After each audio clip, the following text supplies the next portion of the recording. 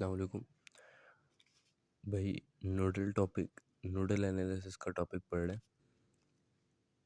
इसमें ये circuit given है।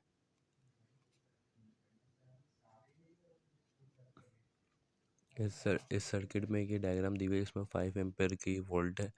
ये बुक की एग्जांपल है। ये बाहर बुक की एग्जांपल है। नोडल एनालिसिस मेरे पास सेकंड एडिशन है, उसकी एग्जांपल है ना। ओ सॉरी, थर्ड एडिशन है। तो नोडल एनालिसिस में सबसे पहला काम ये होता है कि डायग्राम्स अच्छे से बना लो और यहाँ पे कुछ चीज़ें कर लो। नोड क्या होता है? नोड होता है जहाँ पे करंट डिवाइड हो रहा होता है। जहाँ पे करंट डिवाइड हो रहा हो, सही है।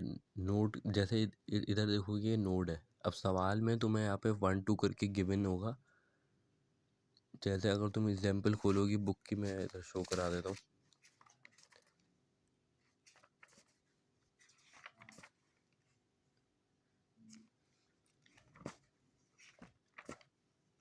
जैसे इस सवाल में नोडल एनालिसिस का ही एग्जाम्पल है। इसमें यहाँ पे 1 और 2 3 2 गिवन करे हुए। ये नोड है बेसिकली। या नोड इसको ना बताया हुआ है, तो पेपर में गिवन होगे, लेकिन फिर भी कुछ चीज़ें बता रहा हूँ जो बेसिक है इन चीज़ों के लिए ना। और इसके अलावा होता है कि रेफरेंस नोड, मेरे ख्याल से तुम लोगों को पता होगा। तो रेफरेंस नोड ग्राउंड वोल्टेज होता है जहाँ पे बहुत ज़्यादा नोड मिल रहे हो ना, तो वो होता है रेफरेंस नोड जहाँ पे वोल्टेज होता है ज़ीरो। अब जैसे इस सवाल में देखोगी कि इन दी एंड तकरीबन मेजॉरिटी सवालों में नीचे ही रेफरेंस नोड गिवन है, लेकिन ऐसा ज़रूरी नहीं है कोई कि नीचे ही, ऊपर भी हो सकता है, क्योंकि नोड ऊपर भी मिल सकते हैं ज़्यादा। पर बार यहाँ पे सब कोई बीच में कोई सोर्स नहीं होती डिपेंडेंट या इंडिपेंडेंट। बस नीचे एक क्या कहते हैं, सारे नोड आके मिल रहे होते हैं, तो वहाँ पे रेफरेंस नोड होता है। इसको मैंने आरवी बस अपने जस्ट फॉर क्या बोलते हैं अंडरस्टैंडिंग रेफरेंस नोड को नाम दिया हुआ है। अब जिस तरह हमारे पास सवाल आ गया, अब ये सवाल मैं दिखा देता हूँ कौन सा सवाल है।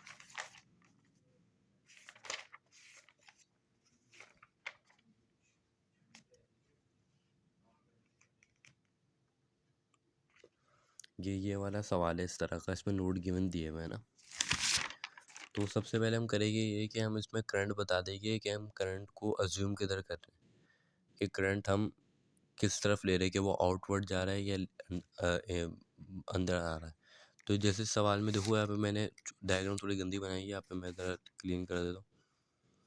ये फॉर एग्जांपल एक वो इधर वो डायग्राम पूरी बनी हुई है ऐसे। ये रेजिस्टेंस है, ये भी रेजिस्टेंस है। यहाँ पे एक सोर्स है 5 एम्पेयर का, और ये जाके कंबाइन हो रहा है।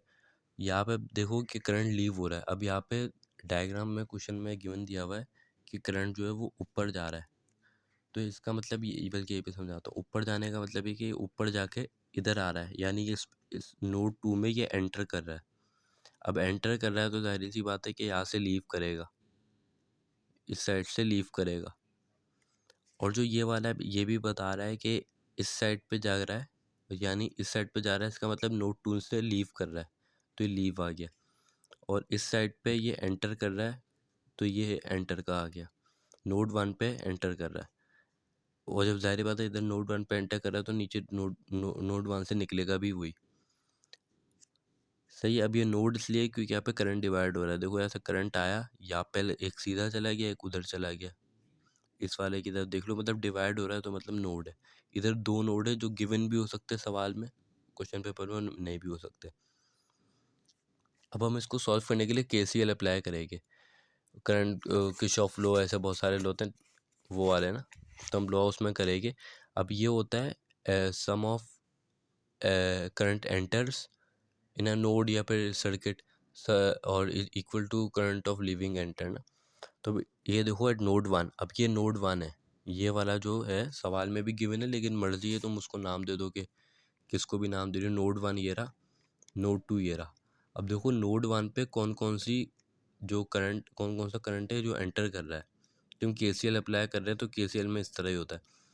अब जो करंट हमने लीव निकाले हैं ना, जैसे इधर मैंने बताया था कि भी ये इधर आके इसमें मिल रहा है नोड 1 में, तो ये लीव कर रहा है, मतलब एंटर कर रहा है, तो मैंने उसको I1 का नाम दे दिया। इधर से लीव कर रहा है तो मैंने इसको I2 का नाम दिया, लीव कर रहा है मतलब छोड़ रहा है। I3 इधर से लीव कर रहा है, I3 का नाम दे दिया। इसी तरह यहाँ पे भी जो एंटर कर रहा है, लीव कर रहा है, क्योंकि जब करंट डिवाइड होगा तो सारी बात है उसका मैग्नीट्यूड कम हो जाएगा बेसिकली ना, तो हम उसको अलग ही नाम देंगे, वो सेम नाम नहीं दे सकते। I1 है तो वो आगे जाके डिवाइड हो रहा है इसका मतलब ना।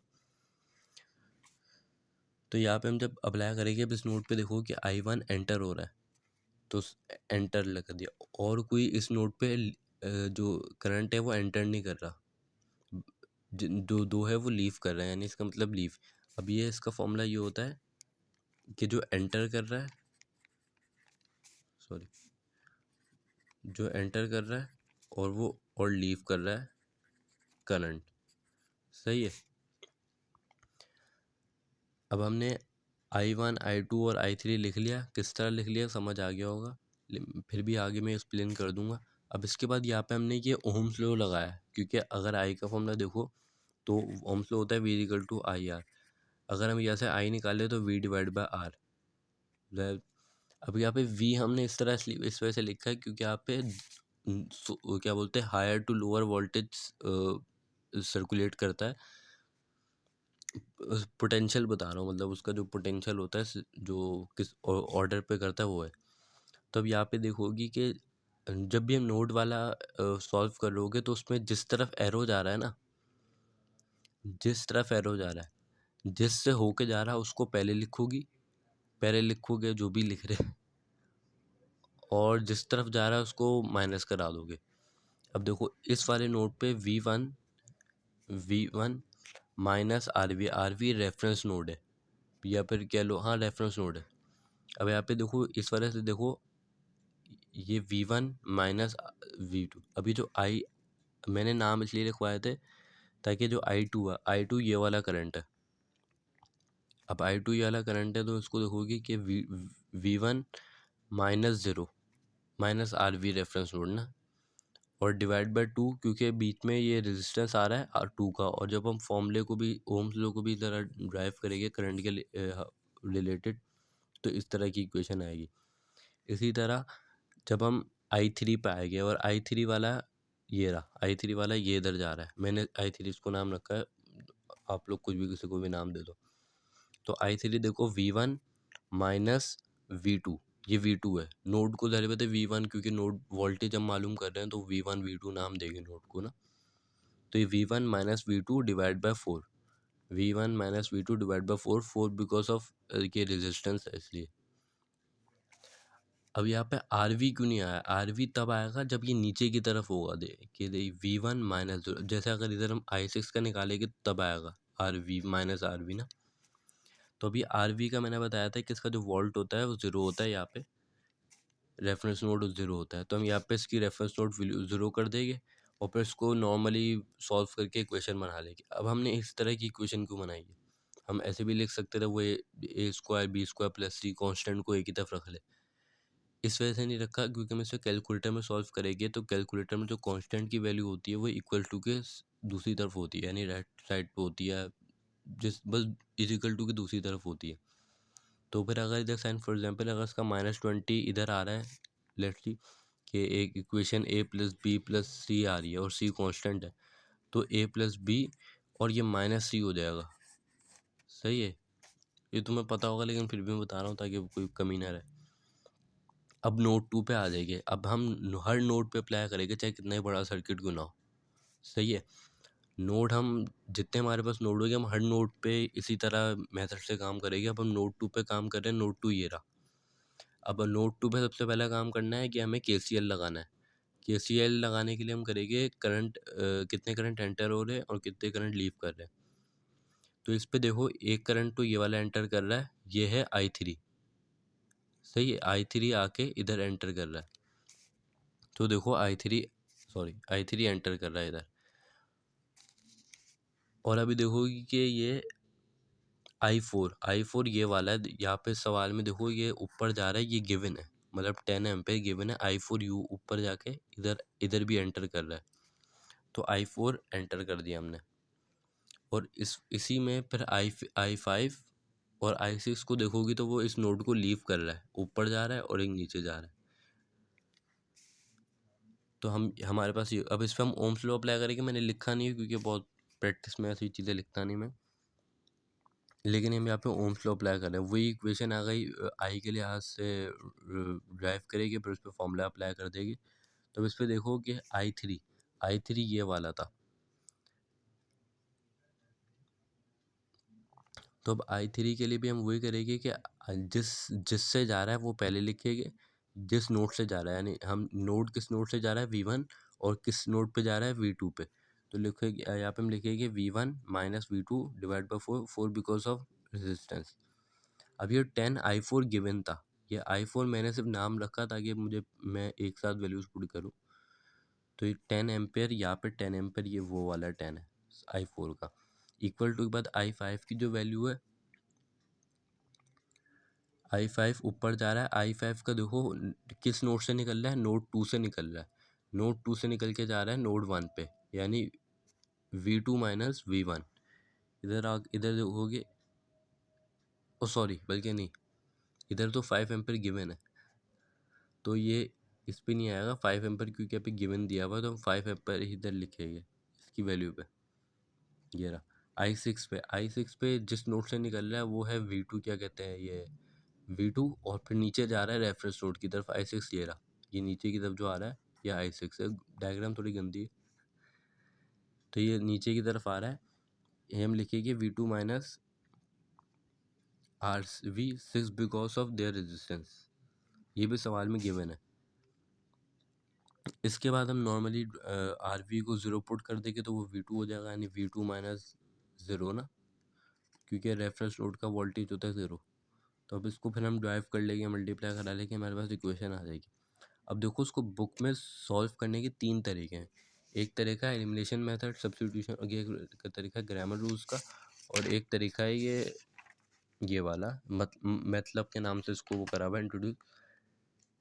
बेसिकली ये कंफ्यूजन क्रिएट करेंगे।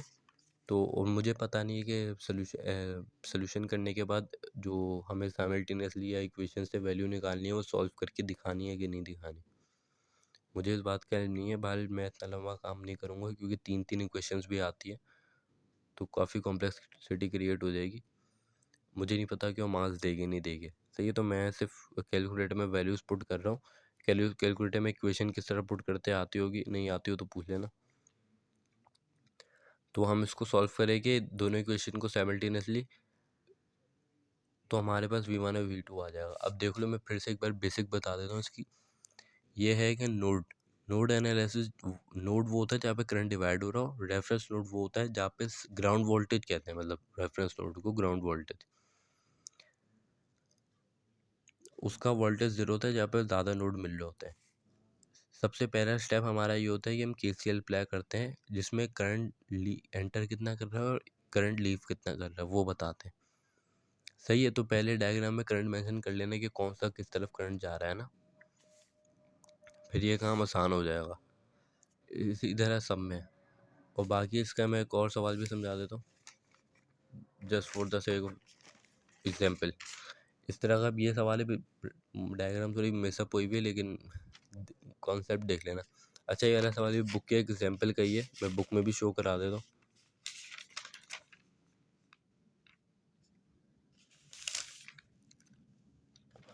बल्कि ये वाला